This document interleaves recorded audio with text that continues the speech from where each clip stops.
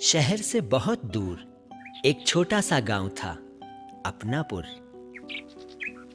हर रोज सूरज उगने से पहले चिड़ियों की चहचहाहट के साथ भोला उठ जाता था।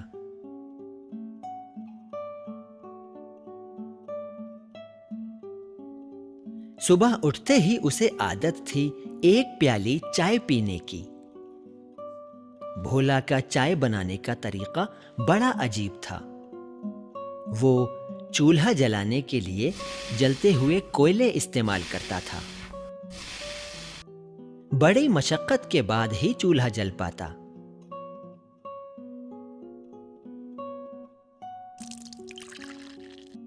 अपने आंगन में बैठकर चाय की चुस्कियां लेते हुए उगते सूरज को देखा करता था।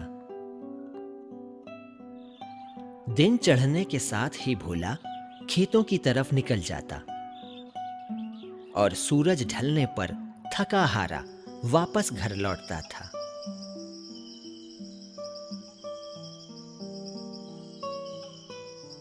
पूरे दिन की मेहनत से शरीर इतना थका होता कि बस नींद के सिवा उसे कुछ और नहीं सूझता।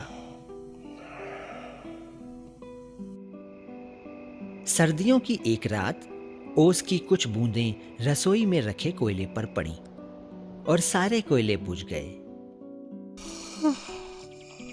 भोर होते ही हमेशा की तरह भोला उठा और चाय बनाने पहुंचा। लेकिन आज बात कुछ अलग थी। बुझे हुए कोयले देखकर वो चौंक गया। हे भगवान, अब मैं चाय कैसे बनाऊं? उसे कुछ भी नहीं सूझ रहा था। उसने अपने चारों तरफ देखा। शायद गोपाल उठ गया है। उसने अपनी लालटेन जलाई और मदद मांगने निकल पड़ा।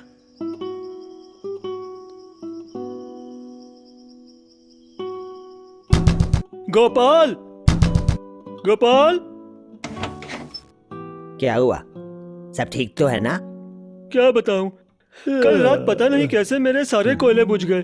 अब मैं अपना चूल्हा कैसे जलाऊं? क्या तुम अपने चूल्हे में से कुछ कोयले दोगे जिससे मैं अपनी चाय बना सकूं? क्या कोयले चाहिए? क्या तुम्हारा दिमाग खराब हो गया है? तुमने अपना चूल्हा हमेशा ऐसे ही जलाया है सारी जिंदगी?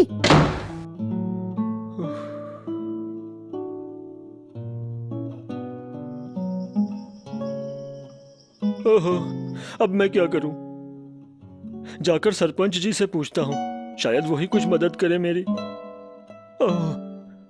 यदि भोला को ये याद होता कि पहली बार उसने अपना चूल्हा कैसे जलाया था, तो उपाय उसके सामने था। इसी प्रकार हमारे जीवन में भी शांति पाने का उपाय तो हमारे सामने होता है, लेकिन अपनी जटिल धारणाओं में फंसे रहने के कारण हम उसे अनदेखा कर देते हैं।